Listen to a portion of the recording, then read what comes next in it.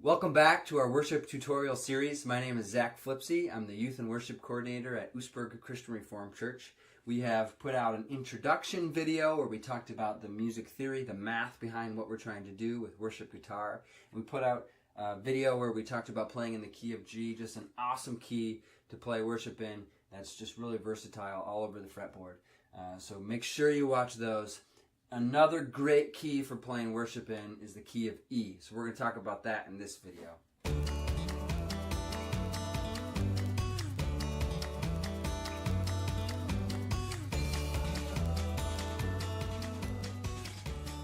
So to play an E chord, just like we were looking in all the other videos, we need to find the first and the fifth of the chord. And in the key of E, that's really easy because we don't have to put any fingers down, because the first and fifth is an E and a B.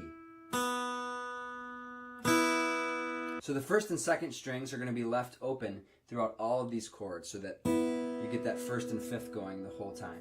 The first chord we're going to learn is the E chord. So we're going to leave the sixth string open. We're going to put our middle finger down on the second fret of the fifth string. On the second fret of the fifth string, we're going to put our ring finger down on the second fret of the fourth string, and we're going to put our pointer finger down on the first fret of the third string. So if you can see, that is where we are. And it's going to sound like this. That's an E. To play an A, we need to take off our middle finger, so we leave this fifth string open. We're going to leave our ring finger right where it was on the second fret of the fourth string, and we're going to put our pinky down on the second fret of the third string. So it's going to look something like that. We don't want to play the sixth string here, but we're going to play everything else. That's an A. So we go from the E to the A.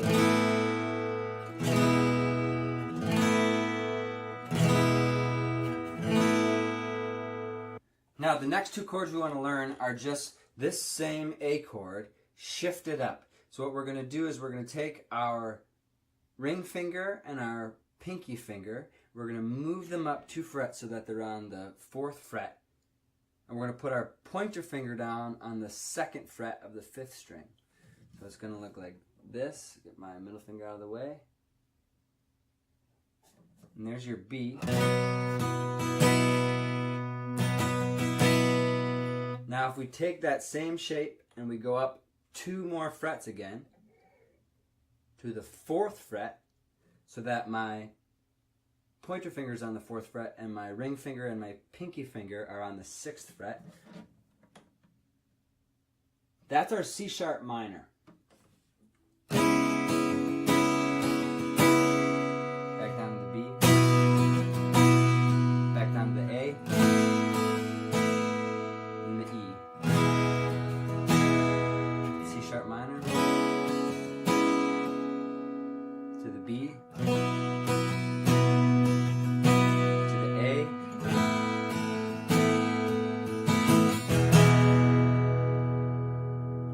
Now, same as the key of G, there's a 5th chord that'll come up every now and again. It'll be good for you to learn, and that is an F sharp minor. So if we start with our E shape, which again, middle finger, 2nd fret, ring finger, 2nd fret, pointer finger, 1st fret, stacked up like that. Take that E, now we move our middle finger up 1 string, so that's now taking up the 2nd fret on the 6th string. That's our F sharp minor. I would also put my pinky down in front of my ring finger, so my pinky's on the 2nd fret of the 3rd string. Your ring finger or your pointer finger's not playing anything there, so they're all stacked up on the 2nd fret there. That's your F sharp minor. So E, A,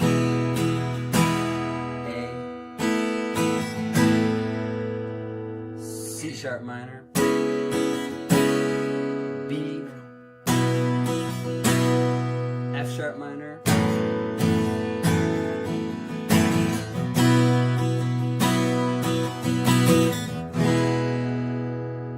just like in the key of G, we can use our capo to move this around.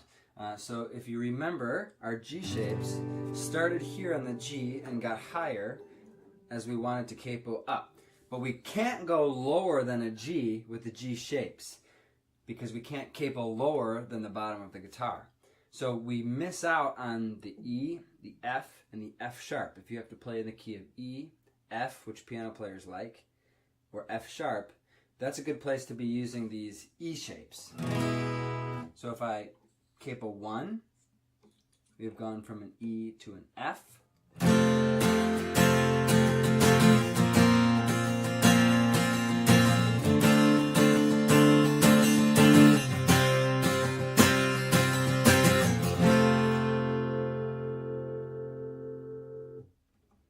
If we capo 2, we've gone from E to F sharp.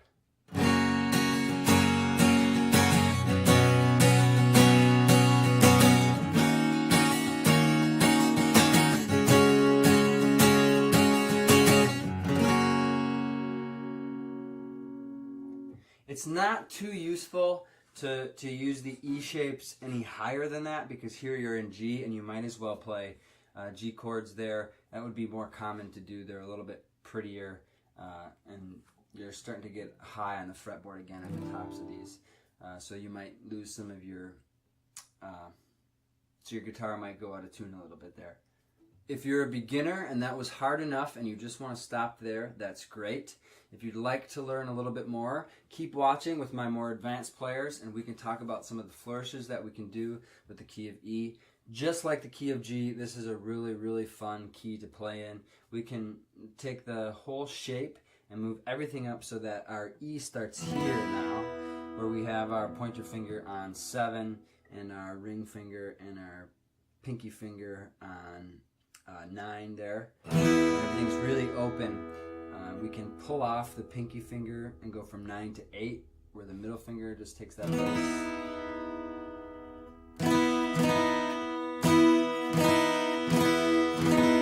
That's fun to play around with too, some dissonance there. But if we take off our pointer finger, leave that A open, we can use our middle finger to go get that C sharp there at 9. And our pointer finger back on 7 to get that B. So we have the open E there. Open A. We'll grab the C sharp. Back down to B.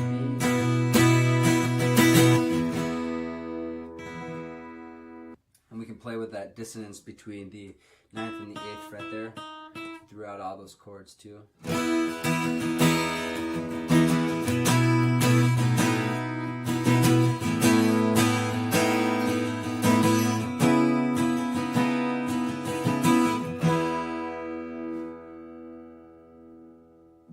We can also sort of use a really open power chord type of thing too, where we play our E like that. We just slide that whole E shape up so that our pointer finger is grabbing the A on the 6th string and the rest of that shape stayed the same.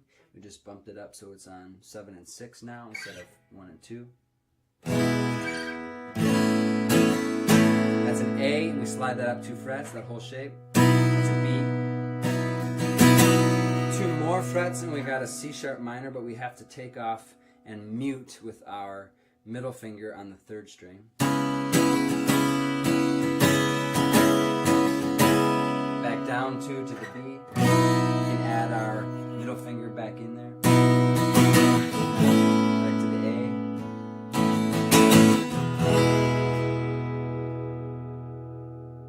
So those are just a couple fun things you can do with the key of E, because having those open 1st and 5th allows you to just play around the fretboard a little bit more. Thank you for watching. Tune into our next video. We're going to talk about how to play in the key of C, another fun key to play in. especially if you like having some dissonance throughout your chords. So you can get some bigger chords with the key of C. Also, Capo is really well like these. So thank you for watching. Join us next time.